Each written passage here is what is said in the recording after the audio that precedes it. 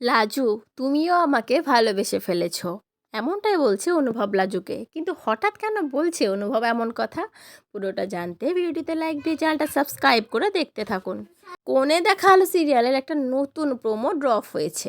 সেখানে আমরা দেখতে পাবো লাজু ছাদে কাপড় মেলতে আসে, আর তার পিছন পিছন সেখানে চলে আসে অনুভব। লাজুর কাছে এসে অনুভব বলতে থাকে, যদি তোমার আমার প্রতি কোনো ফিলিংসই না এসে থাকে, তাহলে আমার জীবনে তুমি কেন এলে লাজু? লাজু তখন শুনেও না শোনার ভান করে অনুভবকে এড়িয়ে সেখান থেকে চলে যেতে চায়। লাজু একটু সামনে এগোলেই অনুভব লাজুর হাতটা টেনে ধরে। দিয়ে অনুভব লাজুকে বলে, এখন তোমার মনের মধ্যে কি চলছে লাজু? লাজু অনুভবের এরকম একটা ইমোশনাল কথা শুনে কেঁদে ফেলে। কারণ লাজুর মনেও তো একটা যুদ্ধ চলছে তার খিটকেলকে নিয়ে। তখন লাজু কাঁদতে কাঁদতে মাটিতে বসে পড়ে, বসে বলতে থাকে, ও তোমার জন্য কেন এত কিছু করছে? আমার রাগ হচ্ছে কিটকেল, আমার খুব রাগ হচ্ছে। ও তোমার জন্য কিছু করলে আমার রাগে ফেটে পড়তে ইচ্ছে করছে।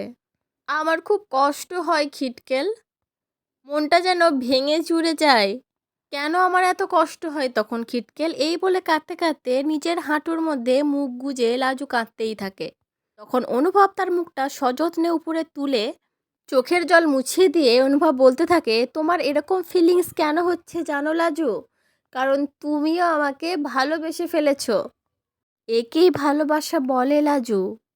আমার জন্য যখন অন্য কেউ কিছু করছে তখন সেটাতে তোমার রাগ হচ্ছে। কেন রাগ হচ্ছে বলো তো? কারণ তোমার মনে মনে আমি ঢুকে বসে আছি।